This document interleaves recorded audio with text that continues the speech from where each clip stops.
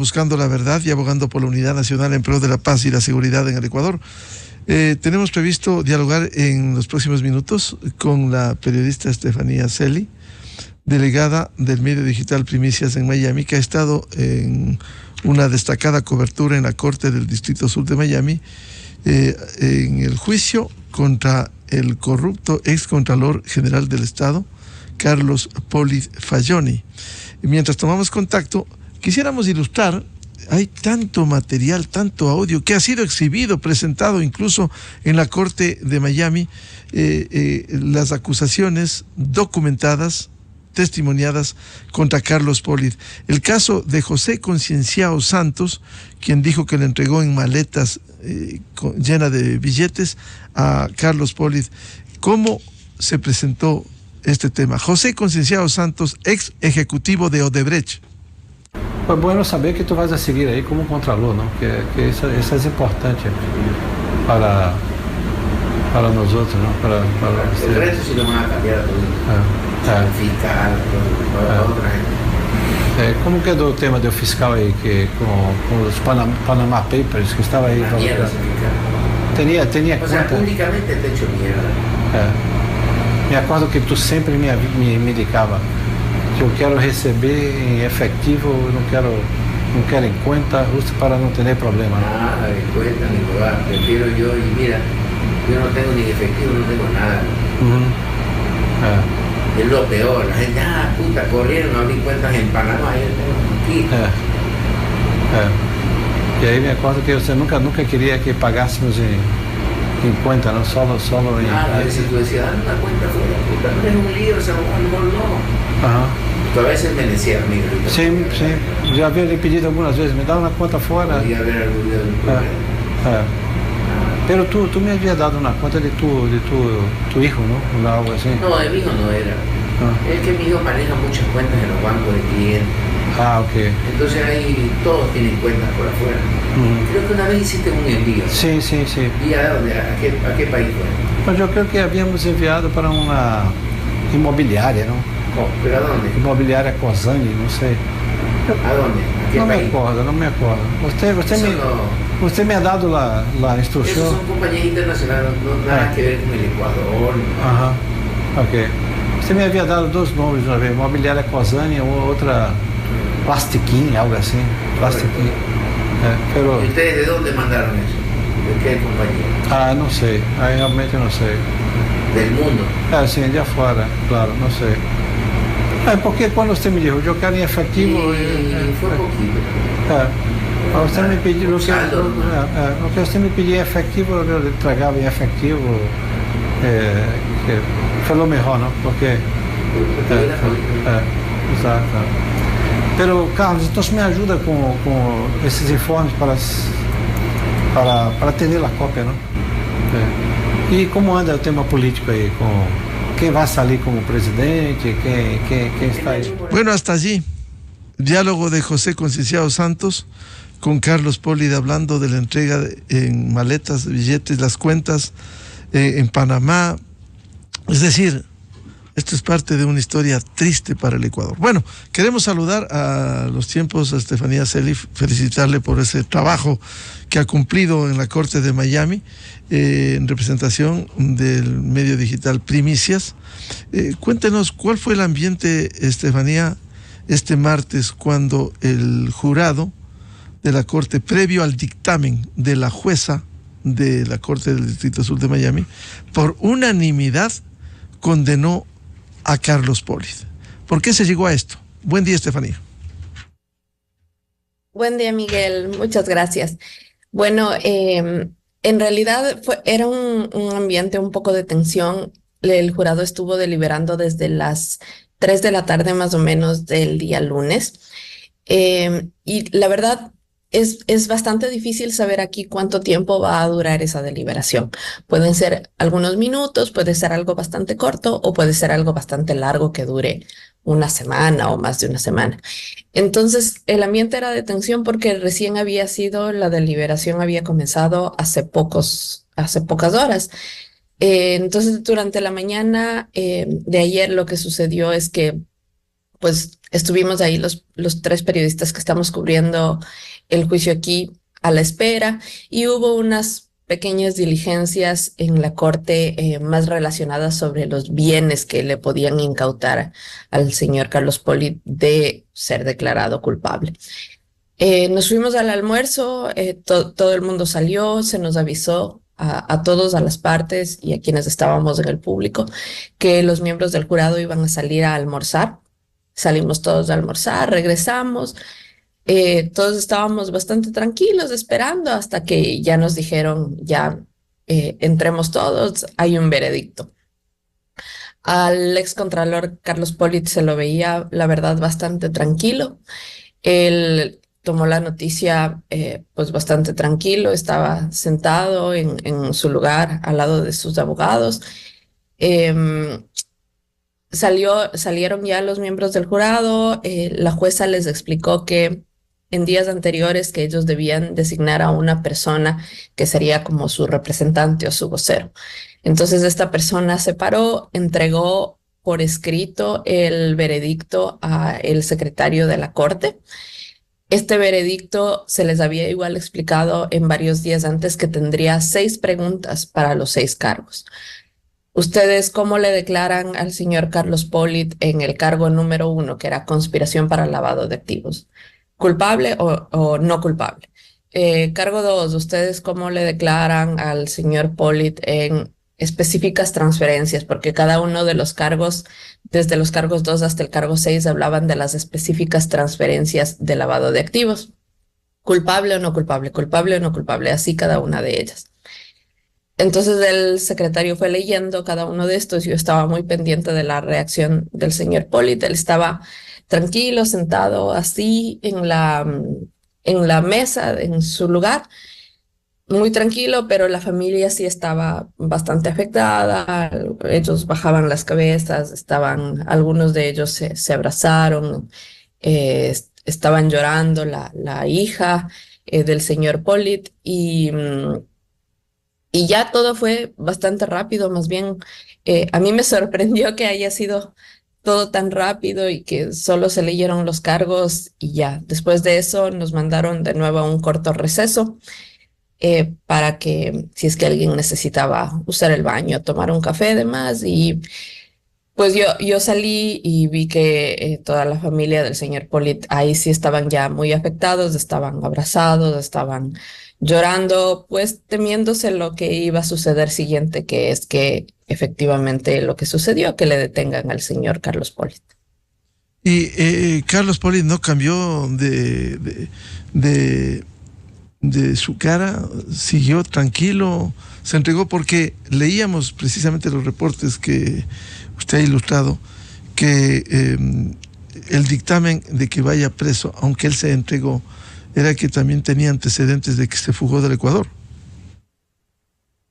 Sí, efectivamente, después de ese receso regresamos todos a la corte, al salón. Hubo un momento en el que se trató nuevamente el tema de los bienes, de si se iba a decomisar o no, y mientras el jurado deliberaba específicamente sobre el tema de los bienes, el fiscal Alexander Kramer pidió la palabra y pidió que se lo detenga el señor Polit, y dijo muchas razones, entre ellas del que ya él había escapado de Ecuador sin cumplir una sentencia y previo a un proceso penal que sabía que se le venía. Esto, todos sabemos, sucedió en 2017. Él había salido del país unos días antes de que justo la fiscalía allane su casa en el sector de Urdes, en Guayaquil. Y claro, el fiscal nombró eso, nombró la posición monetaria acomodada que tiene la familia Polit. Nombró además que hay dinero que no se ha logrado rastrear todavía. Por ejemplo, el dinero en efectivo que el señor Conceizao ha admitido que le entregó, más de $6 millones, que todavía no se ha logrado rastrear específicamente dónde están y podrían estar en otro país, por ejemplo. Recordemos que incluso las investigaciones de los fiscales en algún punto apuntaron a un departamento que tendría la familia Polit en España y que lastimosamente de eso no se pudo conocer mucho en este juicio. Entonces, con todos esos antecedentes, el fiscal dijo, ok, nosotros queremos que le detengan. La defensa, pues, se opuso un rato y después decidieron decir que el señor Pollitt se entregaría. ¿Y de dónde está este momento detenido Carlos Pollitt? De lo que nos explicaron, a él se le llevó a un centro de detención federal. Es un centro de detención, más o menos lo que fue en Ecuador el CDP, un centro transitorio, que se conecta directamente con la cárcel con la corte de manera subterránea. Es decir, a él lo llevaron por una puerta de atrás de la corte y no lo volvimos a ver. No es que él salió a la calle ni nada por el estilo, no lo llevaron esposado, sino que lo llevaron directamente. Esto se conecta por debajo y ya conecta con este centro de detención que está ubicado cruzando la calle. Hay un pequeño parque, luego hay una calle y ahí está ya la cárcel. Esta es una cárcel aquí en los Estados Unidos hay cárceles manejadas por distintas instituciones. Esta es una cárcel del Buró Federal de las Prisiones. Entonces ahí va a estar y pues esperará a la sentencia que la jueza tiene 45 días, hasta 45 días para emitir. Claro, mientras tanto, mientras está allí, ¿le harán comparecer cuando se lea el dictamen final de la jueza? Sí, seguro. Él tiene que estar para la lectura de la sentencia final. Y la pena que le pongan puede ser de una mínima de 10, 12 años, según se explicó ayer. Y pues la máxima, como ya se ha hablado todos estos días, es de 100 años, cosa que es bastante difícil que se le llegue a imponer una pena máxima, porque en realidad el proceso aquí ha sido súper minucioso de cuáles son específicamente las transferencias que corresponden al lavado de activos. Es decir, de todo lo que él movió aquí, de todos los bienes que tenía su hijo aquí, cuáles pudieron ser rastreadas hasta Odebrecht o hasta Diego Sánchez. Y pues ese valor no es tan grande como los 12 millones que Conceizao Santos admitió haberle pagado. Entonces, por lo tanto, la pena tampoco va a ser tan alta. Pero considerando que él ya es una persona mayor, pues puede afectarle bastante. Claro, la pena mínima, dice usted, sería 10, 12 años. O sea, menos sí. No, que le pongan 2 años, 5 años, va a ser difícil. Cuando tiene 6 cargos, ¿no? Sí, 6 cargos. Sí, así explicó el fiscal ayer, que la pena mínima él esperaría que sea de unos 10, 12 años, justo porque son 6 cargos. Ahora, usted nos relataba, Estefanía, los movimientos, al menos en Estados Unidos, que se ha determinado, todos los bienes estarán en la mira para quitarle a Carlos Pollitt, porque ayer se anunció que le quitaban ya algo, y quedan tantas dudas e interrogantes.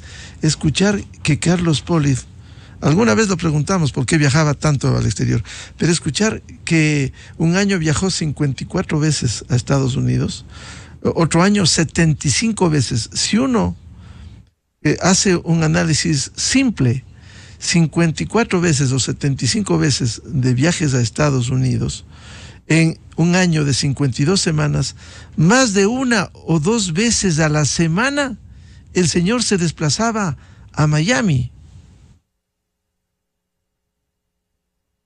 Claro, hubo un agente de lo que sería migración aquí, que se presentó como uno de los testigos, y él explicó lo que la fiscalía quería era básicamente tratar de rastrear en dónde estaba Carlos Pollitt el momento en que se hicieron los pagos. Y claro, con esa información pudimos ver que él viajaba durante el tiempo que fue contralor, al menos en promedio 1 vez al mes a Miami. Y lo que se pudo ver también en la explicación que hicieron ya los fiscales al final de todo el caso, recopilando toda la información que se dio en los 10 días que duraron los testimonios, es que él aparentemente cuadraba en Ecuador estas transferencias, estos pagos de los sobornos, y después venía a Miami. Entonces, al hacer cuadrar estas fechas, cada una de las fechas que fueron viendo el agente de migración, con las otras evidencias que tenía la fiscalía, que eran correos electrónicos, que eran los comprobantes mismos de las transferencias y los movimientos aquí dentro de Estados Unidos del dinero y de los viajes también de su hijo John Pollitt, que es el principal cómplice en esta trama de corrupción. Se puede ver que esto que les decía, él estaba en Ecuador, se hacían generalmente los pagos y él venía para Miami. Entonces, esta es una de las evidencias que presentó la fiscalía, como que él efectivamente conocía, porque lo que la defensa se mantenía es que nadie dijo aquí que Carlos Pollitt hizo una transferencia, nadie dijo aquí que Carlos Pollitt dio una orden, no hay un correo del señor Carlos Pollitt. Pero al ver estas coincidencias en las fechas, se puede determinar muy claramente que él sabía lo que estaba haciendo en Ecuador y luego venía a comprobar lo que estaba pasando aquí en Estados Unidos. Hay la posibilidad, Estefanía, si ha hablado algo en la corte, que él, si recibe 10, 20 o 30 años, lo que determine la jueza, que él pudiera colaborar para reducir la pena que reciba? La verdad, ya en este momento él no puede hacer un acuerdo, de lo que tengo entendido, con las autoridades. Esto tenía que haberlo hecho antes, y similar a lo que sucede en Ecuador, tendría que haberse declarado culpable, haber admitido sus cargos y entonces entrar en un proceso de colaboración que le merece una sentencia reducida. Esto es, por ejemplo, lo que hizo Juan Rivas Domenech, que fue el expresidente de Seguro Sucre, que estuvo aquí entre uno de los testigos. Él justamente fue uno de los testigos en contra del contralor Carlos Pollitt, porque él se declaró culpable de los delitos que cometió en Estados Unidos y entró en un proceso de colaboración con las autoridades. Él también ha colaborado en otros procesos relacionados específicamente con Seguro Sucre, pero uno de los cuales incluso él ya cumplió su pena de 37 meses de prisión. Él va a ser deportado al Ecuador, Juan Rivas Domenech, pero como parte del proceso de colaboración, pues se le pidió que, aunque ya cumplió su pena, venga a este proceso y asista como testigo en el juicio contra Carlos Pollitt. Estefanía, ¿y el caso de John Pollitt, a él no le salpicará, no le procesarán posteriormente, o todo asumió con su silencio Carlos Pollitt Fayoni? Es todo lo que nosotros estamos esperando para ver. No sabemos la verdad. Este sistema es bastante distinto al de Ecuador, pero todos estamos esperando a ver que comience ya un proceso contra John Pollitt, quien no vino ninguno de estos días. Todos los otros hijos del señor Pollitt estuvieron presentes. Al menos 3 hijos estuvieron presentes casi todos los días del juicio. John Pollitt nunca se lo vio por aquí. Pues nosotros no sabemos si estará aquí en Miami. Supongo que las autoridades estadounidenses sabrán, pero sí, lo que se esperaría es al menos un proceso, porque otro que yo creería que tal vez la fiscalía podría investigar también de lavado de activos es contra un abogado, Tomás Kucera, a quien se le hizo unas transferencias, a quien le hizo específicamente Diego Sánchez unas transferencias. Estas transferencias que Diego Sánchez las hacía en pago por el efectivo que él recibía en Ecuador. Él recibió, dijo, cerca de $800,000 en Ecuador en efectivo, y a cambio él hacía transferencias desde las cuentas de sus empresas en los Estados Unidos a las cuentas de este señor Kucera por cerca de $400,000. Esto también fue señalado por la fiscalía como un claro lavado de activos. Bien, le rogamos se mantenga a Estefanía Celi, reportera del medio digital Primicias, que ha hecho una gran cobertura desde la Corte de Miami. Quiero dar la bienvenida en estudios al doctor Javier Palacios, y nos acompaña también la doctora Mariana Yepes, exfiscal general de la Nación, y el doctor Germán Rodas, coordinador de la Comisión Anticorrupción. Hoy vamos a hablar.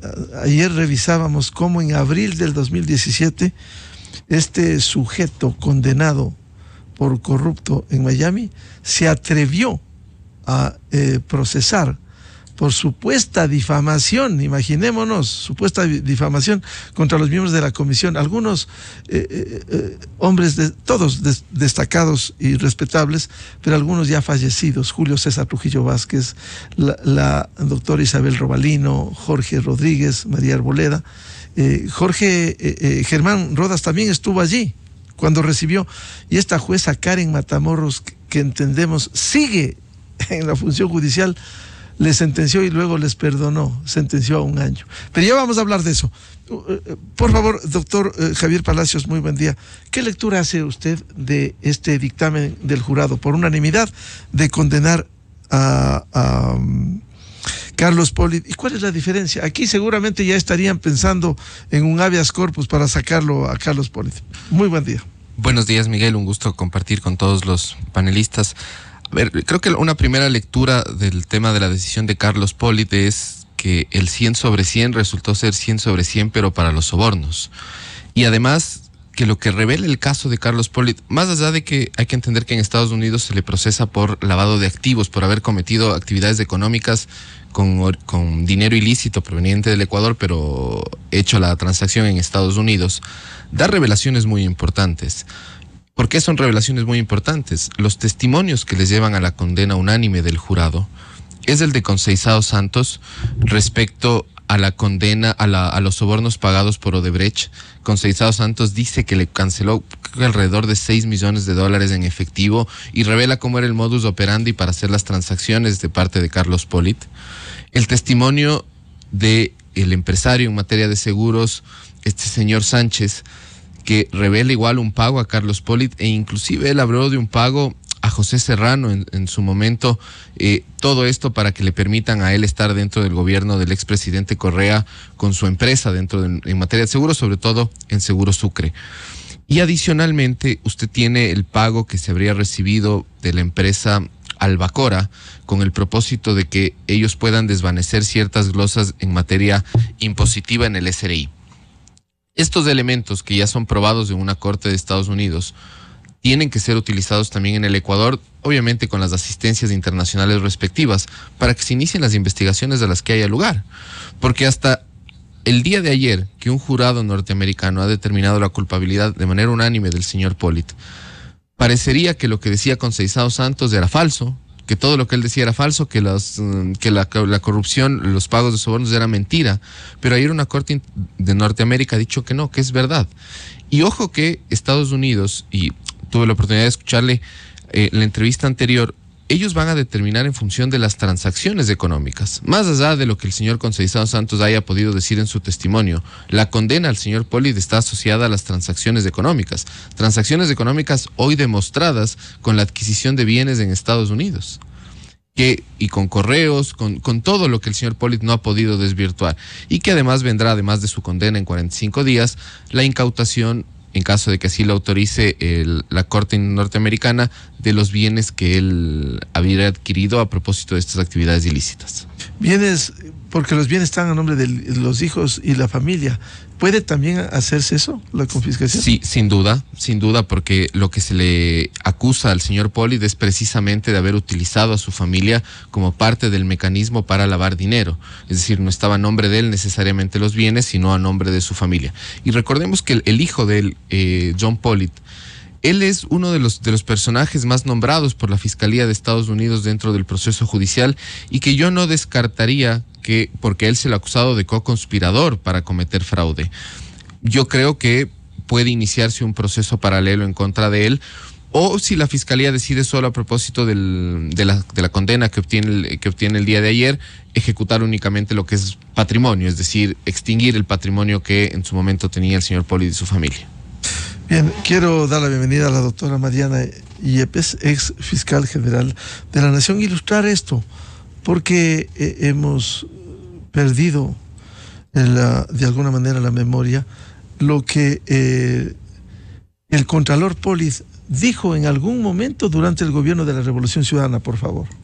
Al presidente Correa, un día que me llamó por teléfono, en que me decía que teníamos que hacer algo porque todos los contratos que se daban, inmediatamente se contrataba por 10 millones y terminaban por 20. ¿Pero por qué? Una de las razones fue porque le quitaron la facultad a la Contraloría y a la Procuraduría de emitir los informes previos de contratación pública. ¿Y quién hizo todas esas leyes? ¿Quiénes hicieron todas ese tipo de cosas que decía que eso hay que cambiar porque eso es la corrupción de la Contraloría y la Fiscalía? Y había que eliminar ese requisito, un requisito que hoy día Lo escucho hasta los asambleístas que votaron a favor me dicen que hay que retornar a eso. Cuando yo lo clamaba y lo repetía. ¿Quién hizo esas permanentemente? Todas esas historias, Alexis Mera conoce perfectamente porque en el gobierno del presidente Correa, todas las leyes pasaron por manos de él, pues. Todas las reformas pasaron por las manos de él. Y le dije al presidente, con todo respeto al presidente Correa, ya a estas alturas del partido, te han robado, le dije, te han robado mucho dinero, presidente. Te han robado mucho dinero. Testimonio de una entrevista en Ecuavisa. Ahora, la respuesta del entonces presidente de la República, hoy prófugo en Bélgica. Felicitaciones a nuestro contralor Carlos Poli por los importantes avances durante su gestión. Si todo el mundo quiere a Carlos, ¿no? Te clava la glosa, toda la responsabilidad y todo el mundo lo aplaude y lo quiere, porque es simpatiquísimo. Hay que tener un poco de miedo. A ver, doctora Mariana Yepes, muy buen día. Es bueno hacer escarnio de lo que ha ocurrido en la corrupción. ¿Qué piensa usted de lo que le ha pasado a Poli en la corte de Miami? Buen día. Buenos días, licenciado. Gracias por la invitación. Un saludo cordial al doctor Rodas, al doctor Palacios. Y bueno, un gusto estar alternando con la señorita Estefanía Selly, quien ha sido, me parece, un puntal para nuestra información, ¿no? Tan necesaria en este caso, importante. Acabo de escuchar o de recordar las palabras del excontralor, me impresiona, y creo que impresionará a todos, ¿no?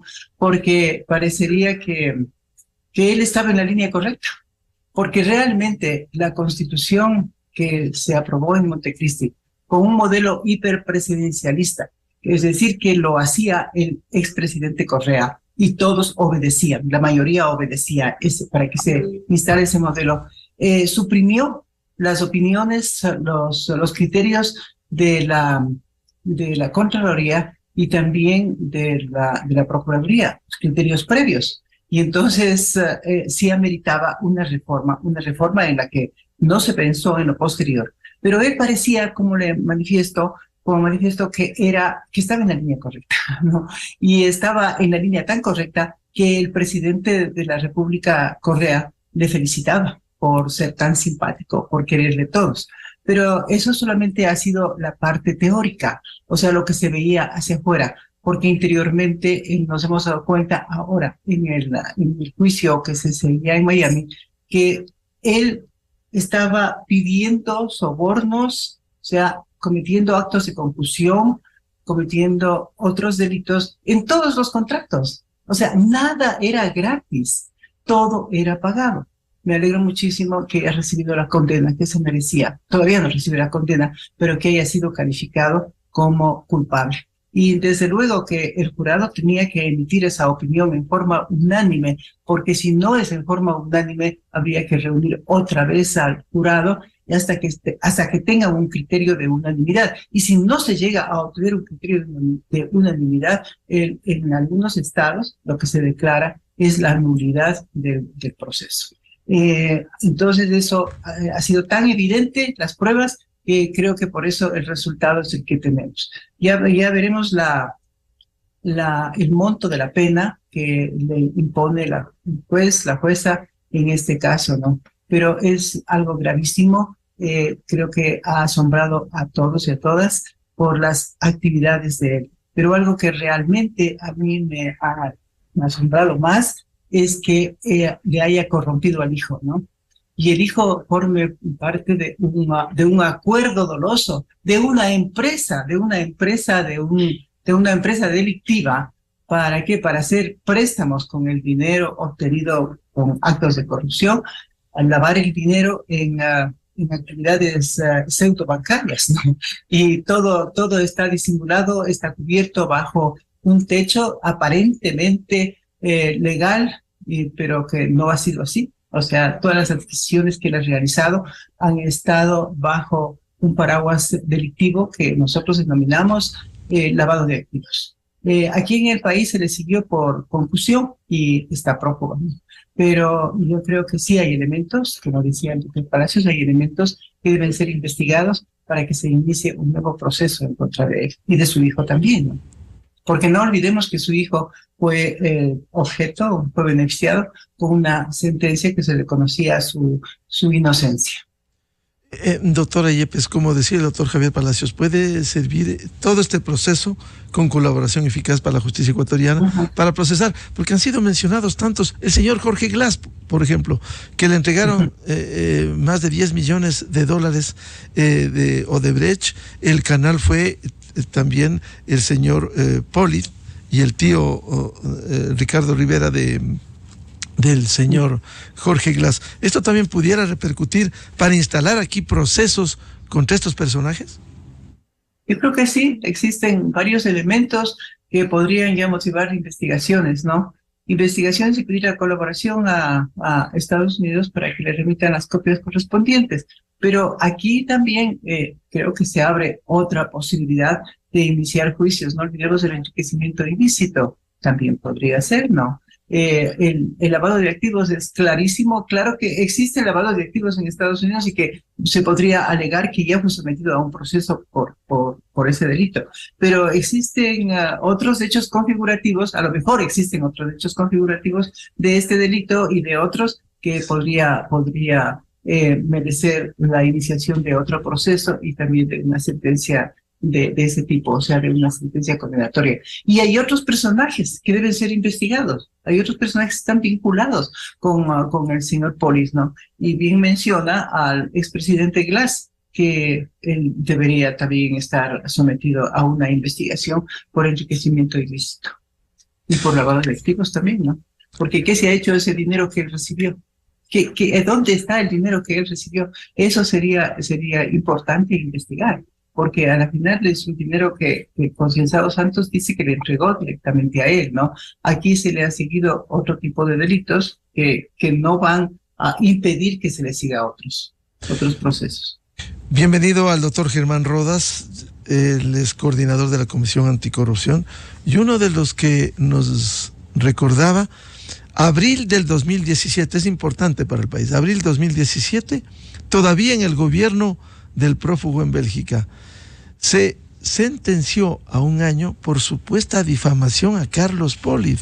Y es una pena cuando uno recuerda aquello.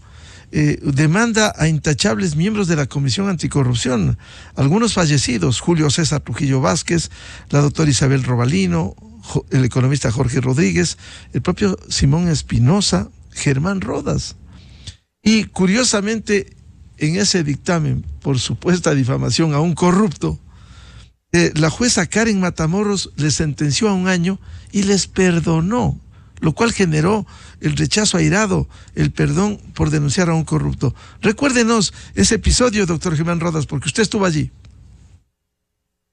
Miguel, buenos días, un saludo cordial a usted, lo propio a la doctora Mariana Yepes, al doctor Palacios.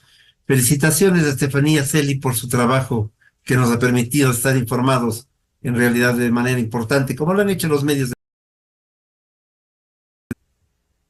Yo creo que es importante que recordemos el entorno y luego el hecho histórico.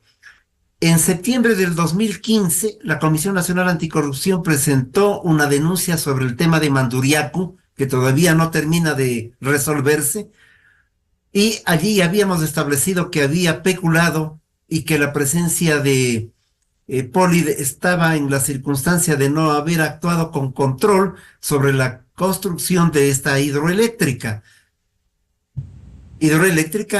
con la cual retornó Odebrecht al país.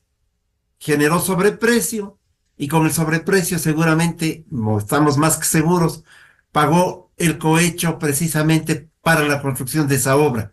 Y allí había peculado y una serie de elementos que fueron formulados adecuadamente ante la Fiscalía. Ahora debe retomarse el tema, porque además en este peculado están involucrados las máximas autoridades del gobierno de aquel entonces. Siguiente hecho, en febrero del 2016, la Comisión Nacional Anticorrupción denuncia una circunstancia que significaba que en los terrenos del Aromo, donde dizque se iba a construir una refinería, fueron adquiridos a una familia González que a su vez expropió a unos comuneros expropiaron pagándoles $200,000 ese inmenso terreno y le vendieron al Estado en $10 millones. Señalamos asimismo que Polis no habría intervenido, como de hecho no intervino, para dar seguimiento a ese proceso de compraventa de esta propiedad. Entonces Polis se dio cuenta que la Comisión Nacional Anticorrupción seguía recuperando información sobre los temas de Odebrecht en el país y comenzamos a hablar sobre las otras hidroeléctricas. Encontró el resquicio para hacernos una demanda que ocurrió a lo largo del año 2017 y que el 20 de abril, exactamente 7 años atrás, miren lo que es la vida, 7 años atrás, la jueza Karen Matamoros leyó, yo insisto en esto, leyó una sentencia que le prepararon en otro lado, y estoy convencido que fue en la propia Contraloría.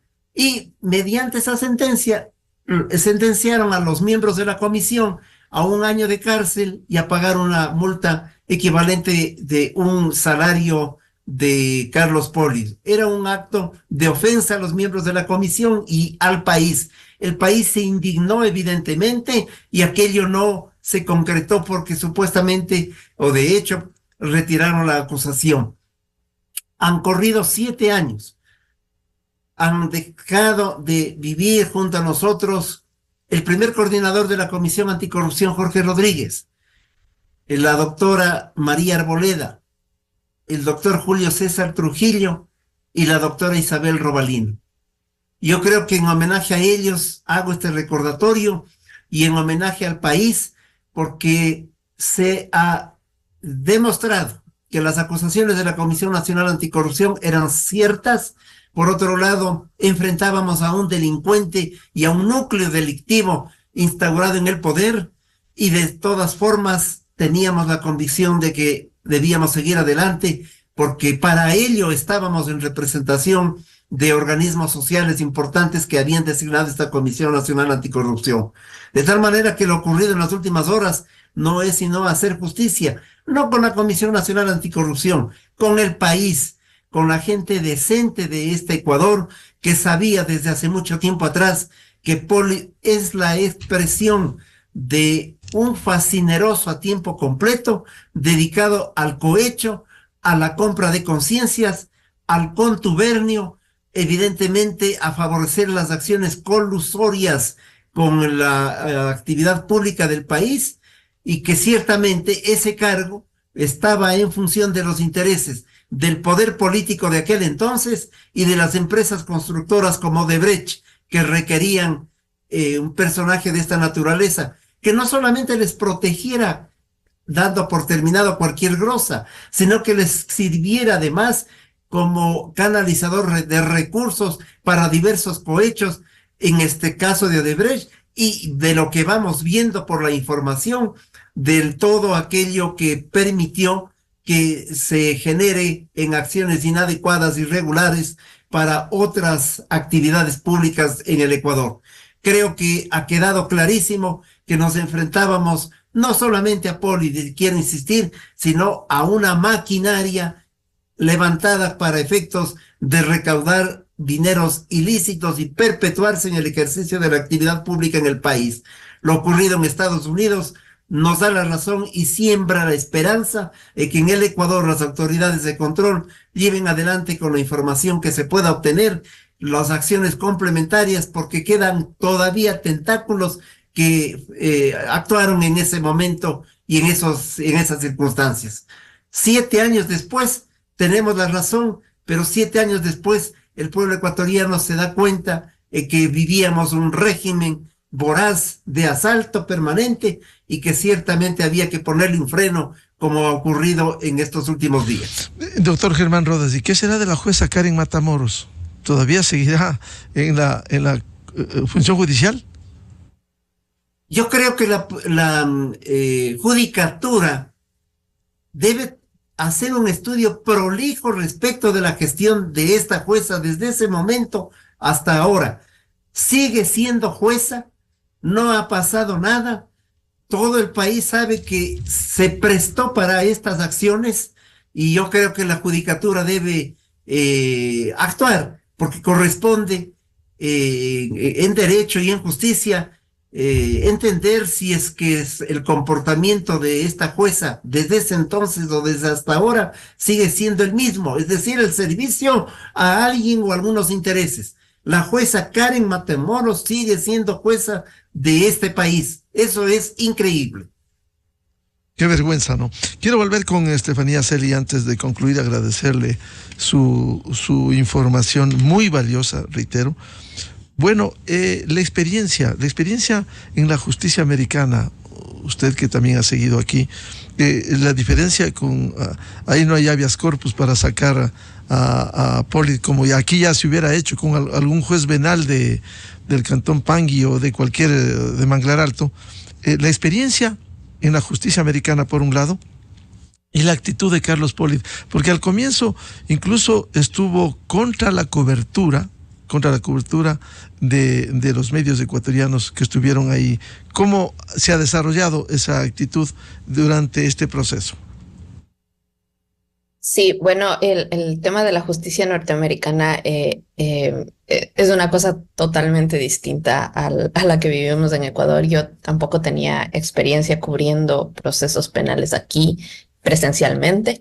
En Primicias habíamos seguido a la distancia ya varios procesos, pero todos sabemos que la mayoría de ecuatorianos que están siendo investigados en Estados Unidos prefieren declararse culpables y entrar a colaborar. Este era el primer caso de un ecuatoriano que llega a esta etapa de juicio manteniéndose como no culpable, declarándose no culpable y decidiendo no colaborar con las autoridades. Entonces, esto era algo raro. El anterior juicio que en Primicias habíamos cubierto a la distancia, solo a través de las transcripciones del juicio, era el del mexicano Javier Aguilar, quien recibió sobornos, pagó sobornos más bien a Nielsen Arias y funcionarios de Petroecuador para recibir también contratos de parte de Petroecuador. Entonces ya la cosa presencial es muy distinta. En realidad a mí me ha sorprendido mucho la cordialidad que hay entre jueces, abogados y fiscales. Se ve que se llevan muy bien, no hay ningún tipo de tensión fuera de las horas en las que está la audiencia. Veo que se llevan muy bien, saludan. Es una cosa muy cordial y muy respetuosa también entre todas las partes, que a mí me sorprendió porque no es algo que sucede mucho en Ecuador. Y la segunda cosa es que también la jueza es muy imparcial, muy respetuosa de todo. Ella le llama la atención cuando tiene que llamarle la atención a la fiscalía, cuando tiene que llamarle la atención a los abogados. No se notó ningún tipo de preferencias o predilección por un lado o el otro, sea porque los fiscales sean conocidos o sea porque los abogados son unos abogados muy reconocidos, muy buenos. De lo que se sabe aquí, son abogados también muy caros los que pagó el señor. Estefanía, pero estuvieron decepcionados luego del dictamen, decepcionados en la defensa. Sí, totalmente. Sobre todo Fernando Tamayo, quien era como el jefe de la defensa de Carlos Pollitt, él estaba muy decepcionado. Y bueno, sobre lo otro que me preguntabas, sobre un poco el ambiente con Carlos Pollitt, pues fue como con altas y bajas. En los primeros días él estuvo muy molesto, no quería que le filmemos, no quería que le grabemos, no quería que le tomemos fotos, nada. Incluso hubo este video que se viralizó mucho en el que quiso quitarle el teléfono a mi colega Marcos, que estaba haciendo la cobertura para Plan B y para El Universo. Estaba muy así. Después de unos días, un día en la corte, incluso él se acercó, nos pidió perdón por esta actitud, que le entendamos, que él estaba muy nervioso, que no es una situación fácil. Yo le dije como, ok, nosotros solo estamos haciendo nuestro trabajo, no le vamos a dejar de hacer fotos o videos. Y me dijo, no, si es que quieren una entrevista, cuando quieran. Y yo le dije, ok. Eso fue un día en un receso de la corte. Después, al día siguiente fue el testimonio de Mauricio Neme, que le puso muy nervioso a Carlos Pollitt. Ese día salió de la corte bravísimo, nos gritó otra vez y yo decía, pero ¿cómo si un día antes nos había pedido perdón? Bueno, salió bravísimo. Ustedes siguen aquí, bla, bla, bla. Desde ahí comenzaron él y su familia a pedirle a la seguridad que nos retiren y que no nos permitan hacer fotos afuera de la corte. Dentro de la corte, aquí en Estados Unidos, es imposible hacer nada. Entonces nosotros firmamos, incluso nos acreditamos y firmamos un compromiso de que sabíamos que si tomábamos fotos o video dentro de la corte, esto puede ser un delito federal y nos podían llevar presos a nosotros. Entonces adentro de la corte no se hacía nada, nosotros esperábamos afuera en la puertita y comenzó a ponerse como más tensa la situación. Después ya era chistoso porque ya él no salía. Mientras nosotros estábamos afuera, él no salía. O no entraba, ayer se quedaron dando las vueltas a la cuadra grande que ocupa todo el edificio de la corte, dando las vueltas y dando las vueltas hasta que nos vieron que entramos y ellos entraron. Entonces yo les hice un pequeño video desde lejos porque yo tampoco quería exponerme a que me vaya a botar el teléfono o algo por el estilo, porque uno nunca sabe qué vaya a suceder. Entonces, nosotros ya decidimos entrar y ellos entraron también. Ellos al final estaban bastante evasivos con la prensa y pues ya el día de ayer, ya el último día, ya como les conté, a él se lo llevaron directamente y ya no pudimos ver su reacción a la salida de la corte. Y la familia estaba, sí, muy afectada. Ellos salieron con los abogados y ya, la verdad, los colegas y yo estábamos más preocupados de enviar la información que de estarles filmando, tomando fotos o algo por el estilo. Muchas gracias a Estefanía Celi por el valioso aporte que nos ha dado. Felicitaciones, reitero, por esa cobertura destacada de un caso tan emblemático para la justicia y para nada menos que un ex Contralor General del Estado. Estefanía, muy amable. Gracias a usted, Miguel, y saludos a todos. Ya. Doctor Javier Palacios, mencionó el doctor Germán Rodas que la jueza Karen Matamoros sigue en la función judicial. Y yo quiero ilustrar, el colega Fausto Yepes de Teleamazonas pone en X, insólito. La jueza en cuestión, Karen Matamoros, no se ha movido de la función judicial. El propio Consejo de la Judicatura, con Álvaro Román en la presidencia, la promovió a un tribunal penal en diciembre último. Y aquí está la acción que dice Karen Lisette Matamoros Orellana, promovida en Pichincha al Tribunal de Garantías Penales con sede en la parroquia Iñaquito. ¿Esa es la justicia? ¿Un ejemplo de la justicia? Es un ejemplo de la justicia y es un ejemplo de qué mal estaban depurados a las personas que designábamos como jueces, ¿no? La señora Matamoros es jueza, fue primero cuando pasó el lamentable suceso de la Comisión Anticorrupción, en el que evidentemente fue servil, porque ahí no había nada que condenar ni reprochar a la comisión. Luego fue trasladada a la unidad de tránsito. Luego la doctora Matamoros vuelve a la unidad penal y ahora, como bien dice Fausto Yepes, es promovida a un tribunal penal, es decir, cuando ya hace un ejercicio de juzgamiento en materia penal. ¿Qué garantía puede haber en esa jueza? En mi opinión, no hay garantía, más allá de que creo que un caso no hace el escenario general de los jueces, pero creo que la actuación de esta juez en este caso en particular, y no por lo que ahora se reveló, sino por cuando se desenvolvió el proceso judicial, en el que la defensa, recuerdo, de la Comisión Anticorrupción era Felipe Rodríguez, que demostraron que no existía lo que les acusaba el Contralor General del Estado en ese entonces, y aún así ella fue servil y decidió condenar, decidió emitir una sentencia condenatoria. Su padre, Jorge Rodríguez. A su padre, Jorge Rodríguez, claro. Pero Felipe era quien defendía a la comisión también. Así es. Entonces, me parece que es impresentable la actitud de la juez, porque ese tipo de jueces, no solo que no son firmes, sino que son cómplices. Porque son cómplices de querer enviar detenidos a personas, primero, honorables, y segundo, la doctora Robalino, de 90 y pico años de edad y que afrontaba un proceso penal en ese entonces. Y un tema también importante en esto, Miguel, es que ¿cómo no se han evaluado estos jueces?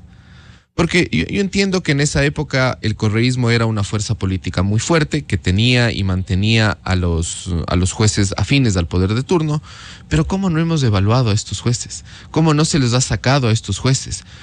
¿Cómo mantenemos a estos elementos en la función judicial, porque la doctora Matamoros no será el único caso que queda sobre este tema. Habrán muchos otros, y que la única forma de pulir el sistema es con una evaluación seria en la que le saquemos a estos malos elementos, porque si no, lo que vivimos hoy en el Ecuador va a ser un déjà vu a pocos años después si no sacamos a estos malos elementos de la justicia. El día de hoy, inclusive, Fiscalía ha hecho un allanamiento por irregularidades en el concurso de jueces presidido por Wilman Terán, y que lo ha publicado en sus redes sociales la Fiscalía. Vemos qué tan podrido estaba el sistema, porque además ya sabemos a quién respondía el señor Terán, que lo que querían es volverse a tomar la justicia para precisamente ocultar todos estos casos. Esta es una fotografía que ilustramos a quienes nos siguen por YouTube de la Comisión Anticorrupción. Hombres honorables. Ahí está el doctor Ramiro Román, Jorge Rodríguez, Germán Rodas. Bueno, gente destacadísima. Allí está Felipe Rodríguez también. De lo que sucediera ese evento penoso.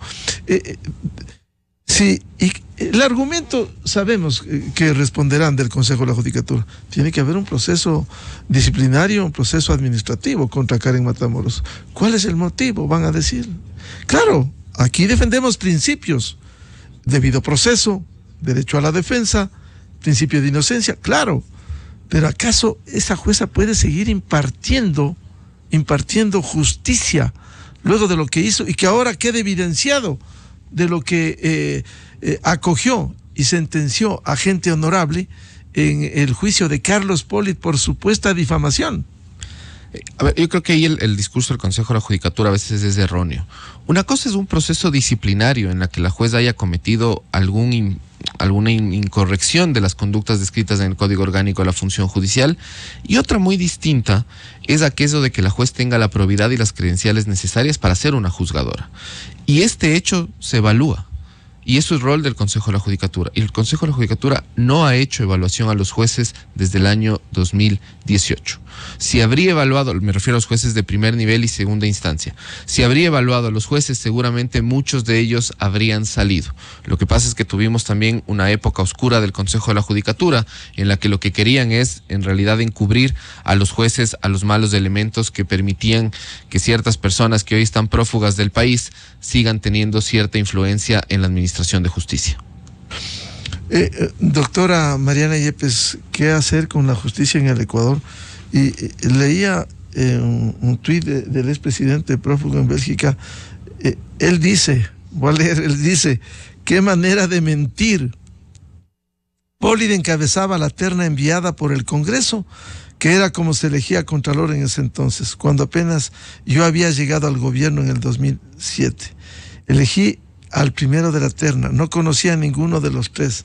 Pero ahí está el audio de lo que dice un contralor de lujo, dijo él. O sea, por favor, por lo menos debieran ponerse de acuerdo entre lo que dicen ayer y lo que dicen hoy, doctora Mariana Yepes.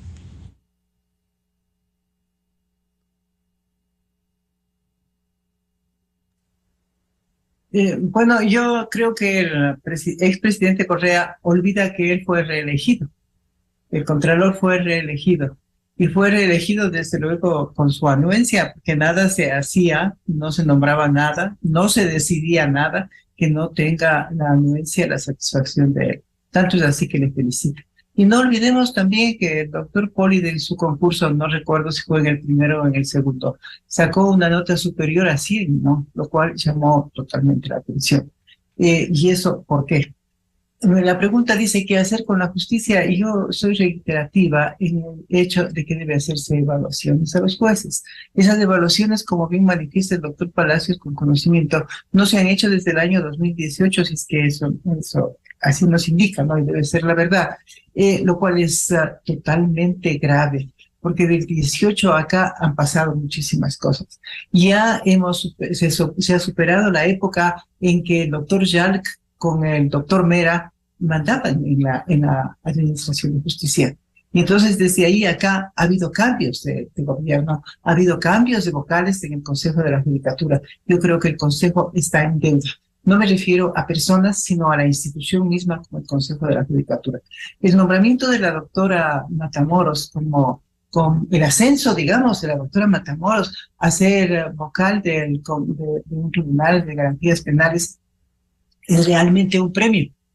Yo no sé bajo qué criterios, en qué forma se hizo este nombramiento, porque si es por una evaluación numérica, o sea, no solamente cuantitativa, a lo mejor tiene un número alto de despacho.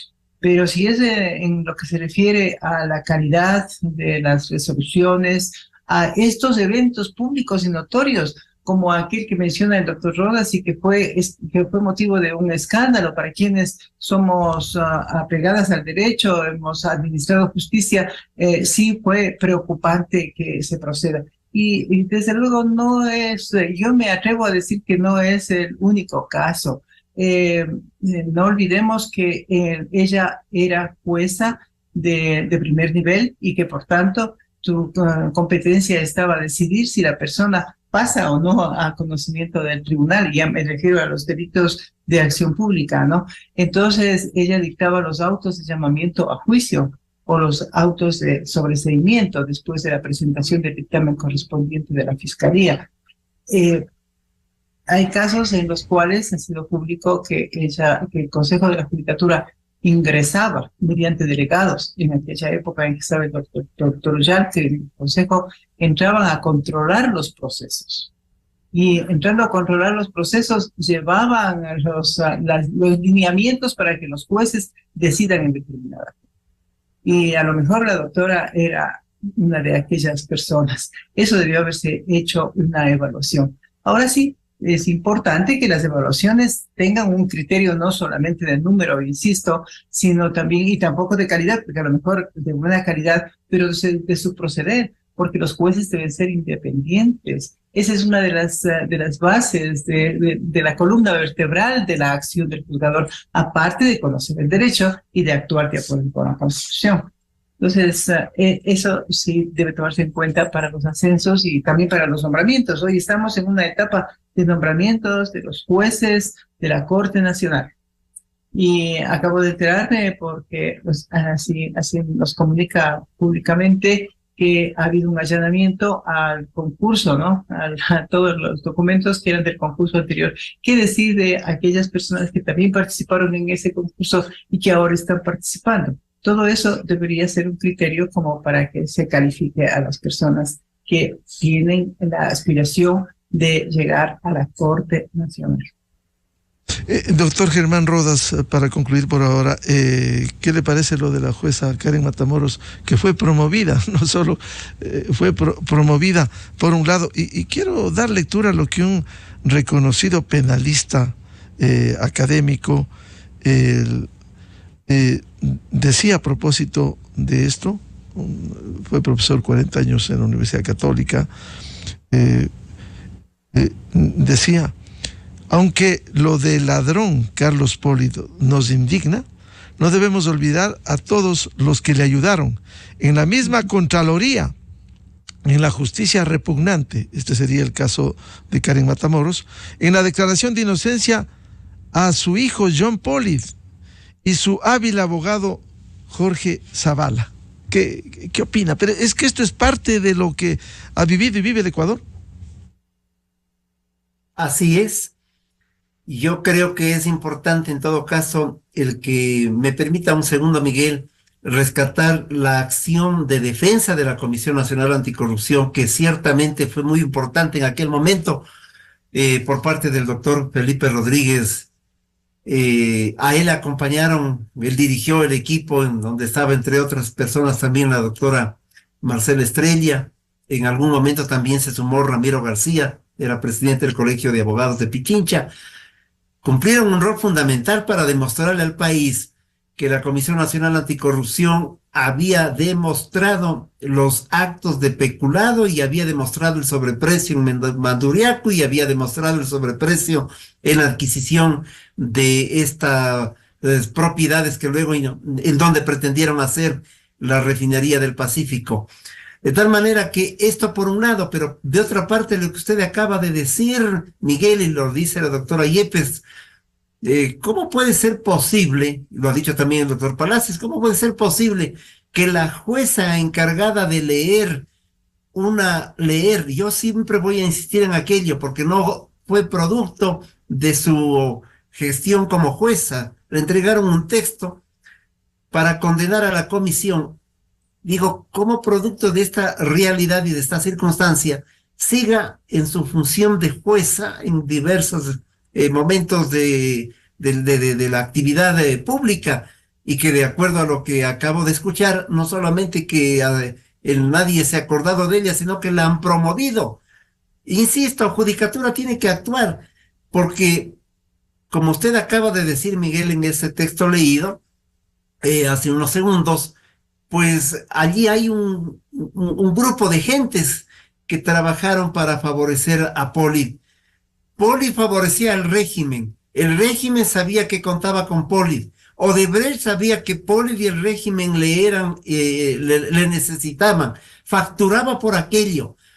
Polit hoy queda al descubierto y ha sido declarado culpable. No nos digan a estas alturas que todos aquellos a quienes los hemos mencionado como parte del peculado, el gobierno de aquel entonces y otras autoridades, no pueden y no deben ser sancionados en delitos como en el caso del sobreprecio de Manduriapu.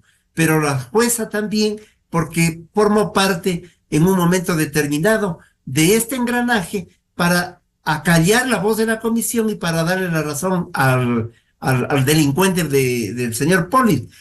Todo esto creo que se ha aclarado. Ahora corresponde a las autoridades del país avanzar con la información que se tiene y recuperar todo aquello que la Comisión Nacional Anticorrupción ha presentado a lo largo de todos estos años, porque luego vienen otras hidroeléctricas en donde se produce el mismo mecanismo, la misma forma del asalto al país. Toachi Pilatón, por señalar uno de ellos, la misma empresa, el mismo contralor, el mismo gobierno. Les faltó la misma jueza para que siga protegiéndoles. Pero yo creo que la justicia ha tardado, pero ha llegado. Pero aquí tiene que también hacerse justicia, no solamente para reivindicar la lucha de ciudadanos que nos hemos comprometido con una tarea ética de vida, sino para reivindicar la conciencia nacional que no puede seguir siendo apabullada en medio de la mentira y en medio de la ignominia.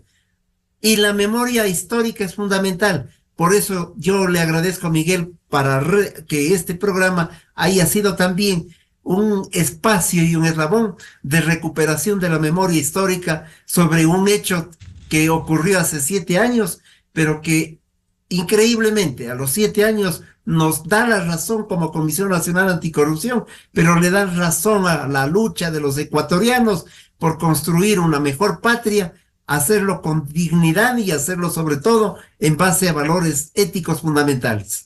Muchas gracias por este valioso aporte al doctor Javier Palacios, a la doctora Mariana Yepes y al doctor Germán Rodas para hacer historia, memoria de estos actos de corrupción que hoy en la justicia americana se ha logrado la condena. No se sabe de cuántos años la jueza deberá determinar contra este corrupto de Carlos Polit Fayón, el contralor 100 sobre 100, el contralor elegido y reelegido durante el gobierno de la Revolución Ciudadana. Muy amables, muy buen día por su valioso aporte. Muchas gracias, Miguel. Gracias, un saludo cordial a todos.